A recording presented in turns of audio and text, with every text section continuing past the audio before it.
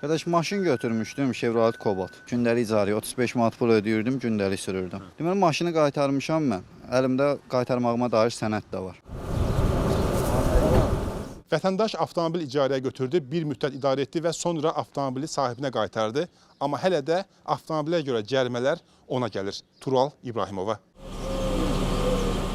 Deməli, getdim Xırdalan qaysına ki, ərizə ilə müraciət edim ki, qardaş, bu mən idarə etmədiyim halda bu cərimə mənim adıma gəlibdir də, köməklik göstərin, zəhmət olmasın. Xırdalan qaysı mənə qayıtdı dedi ki, get inzibati xətanı törədən şəxsi gətir, cəriməni onun adına yazaq. Ərizə yazsın burada könüllü, cəriməni onun adına yazaq. Dedim ki, qardaş, mən onu tapa bilmirəm da, yəni lap tapsam da mənim elə bir səlahiyyətim yoxdur axı, mən onu nətər gətirim.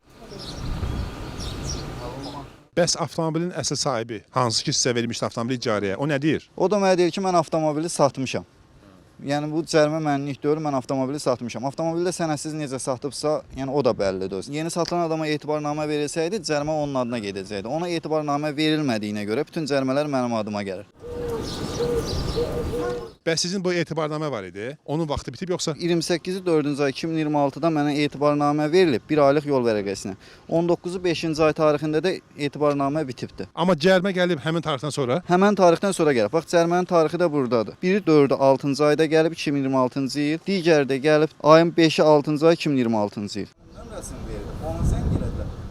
Baku TV-nin əməkdaşı Mürvət Salikoğlu narahat edir sizi. Vətəndaş Tural İbrahimov deyir ki, bir vaxtlar sizdən avtomobil icarəyə götürmüşdü. O sizə avtomobili təhvil verib, amma hələ də ona cərimə gəlir. Qaydan soruşmalı. Onu mən eləyəcəyim bir şeydir. Mən cərimanı qərara vurmuram və yaxud da ki, qüvvəyə mindirmirəm. O avtomobil hazırda kimdədir? O avtomobil məndə deyil, mən bilmirəm. Avtomobili Tural bəyə siz vermişdiniz axı. Satmışam bəli, kimə satdığımda ona demişəm, bəsini də vermişəm. Bu avtomobili satanda etibarnamə vermədiniz avtomobilin yeni sahibinə.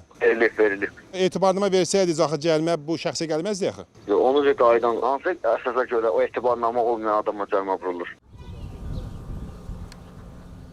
Mərkəzi informasiya sistemində qeyd edilən vətəndaş nəqliyyat vasitəsi üzrə son etibarnamə verilmiş şəxs kimi qeydiyyatda olduğundan qanunvericinin tələblərinə əsasən elektron qaydada tərtib edilən inzibati protokol onun barəsində rəsmiləşdirilib. Adına tərtib edilmiş elektron protokolda dəyişiklik edilməsi üçün həmin şəxs nəqliyyat vasitəsinin faktiki idarə etmiş şəxslə birlikdə aidiyyəti üzrə müraciət etməlidir.